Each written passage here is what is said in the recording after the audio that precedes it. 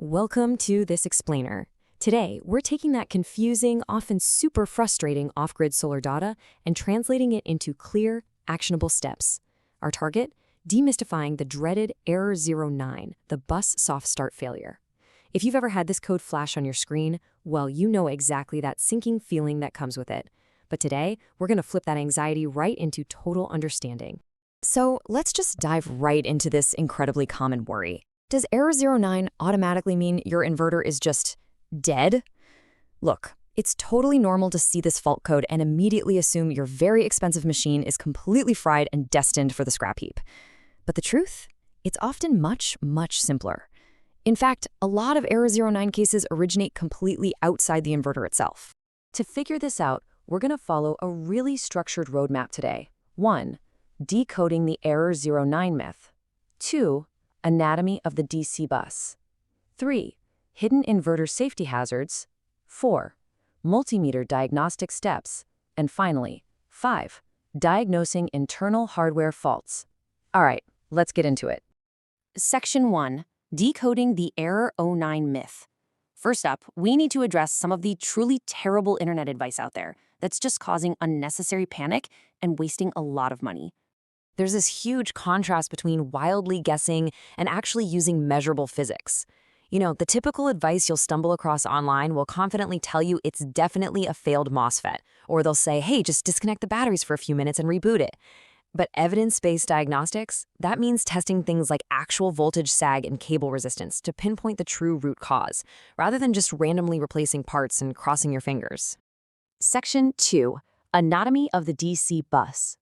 To properly diagnose what's going wrong, we really need a solid mental model of how this machine operates internally and exactly what it's trying to do during startup. Think of the DC bus like a massive internal water reservoir. It sits right there exactly between your battery input and the AC inverter stage, and it relies on these gigantic electrolytic capacitors to handle instantaneous current demands. Basically, this reservoir has to be completely filled up with energy before your inverter can actually transition into normal operation and start powering your home. And that brings us to the soft start circuit. Because empty capacitors are absolutely starving for power, they initially look almost like a dead short circuit to your batteries. If we just left that unchecked, the charging current rushing in would be dangerously huge. So the soft start circuit acts as a gatekeeper. It safely controls that initial rush of current. But, and here's the kicker, if it takes too long to reach the target voltage, the circuit times out, and boom, that's when you get hit with error 09. The capacitor energy formula here, energy equals 1/2 times capacitance times voltage squared, illustrates exactly why this matters so much. Notice that voltage is squared? That means the stored energy inside these inverter capacitors is absolutely massive. And realizing just how much power we're talking about leads us straight into a really vital conversation about the extreme dangers involved in troubleshooting this hardware. Section 3. Hidden inverter safety hazards. Now, before you even think about touching a single wire or grabbing a tool, we need to raise the stakes a bit and talk about the invisible dangers hiding in these systems. We absolutely have to address these key risks. Please never forget, just because you disconnected the battery does not mean the power is gone. Those massive capacitors we were just talking about, they can hold a lethal charge long after the system is shut down. Opening inverter covers to try and take internal measurements without proper training is just incredibly dangerous. Please do not risk a lethal shock or an accidental short circuit just because some random person in a comment section told you it was a good idea. Section 4. Multimeter diagnostic steps. Okay, let's see how this knowledge actually builds into a practical, non-invasive solution. This is the part where we turn you from a stressed-out system owner into a safe, evidence-gathering detective, armed with just a multimeter.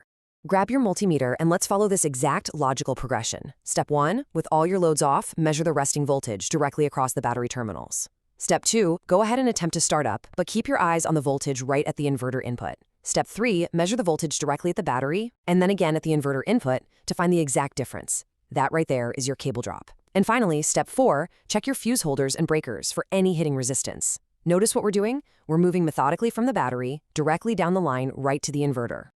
You can use this diagnostic matrix to perfectly match up the symptoms you just measured with the physical connections that are actually holding your system back. For example, a severe voltage collapse during startup, that tells you the battery itself is weak and buckling under the load. Now, what about an excessive voltage drop between the battery and the inverter? That usually points to loose lugs, maybe undersized cables, or corrosion. And if you're seeing high resistance, you might actually spot visual heat marks leading you right to some damaged fuse holders. The crucial point underpinning all of this is Ohm's law. Voltage equals current times resistance. Because the startup current demand is so phenomenally high, even a microscopic bit of connection resistance from a slightly loose wire gets multiplied tremendously. That tiny, almost invisible resistance creates enough of a voltage drop to totally starve your inverter's soft start circuit. In a lot of these cases, the inverter isn't actually broken at all. It's literally just suffocating from a bad connection. Section 5. Diagnosing internal hardware faults. Finally, let's take a look at what happens when your external diagnostics are absolutely perfect, but things still aren't working. You've proven the battery is strong, the cables are thick, all the connections are rock solid, but that error 09 still persists. Look, only after you have definitively proven that the battery and the cables are 100% healthy should you start assuming an internal hardware failure is the actual culprit. At that point, yeah, it could be aged bus capacitors, maybe some damaged pre-charged circuitry, or even a control board fault. But remember, handling these internal, high-voltage electronic repairs absolutely requires a qualified professional. Let this brilliant little philosophy be your guiding light here. Measure first, replace later. Hard evidence should always drive your diagnosis, not guesswork. Applying this kind of systematic process is going to save you money, save you time, and spare you an immense amount of frustration when you're dealing with complex solar machinery. I'm going to leave you with this final thought to really challenge your troubleshooting mindset. The next time you see error 09, ask yourself, are your connections truly tight, or are you just guessing? Remember that the real answer is usually hiding right there in the physical evidence. Stay safe, trust your multimeter, and we'll see you on the next explainer.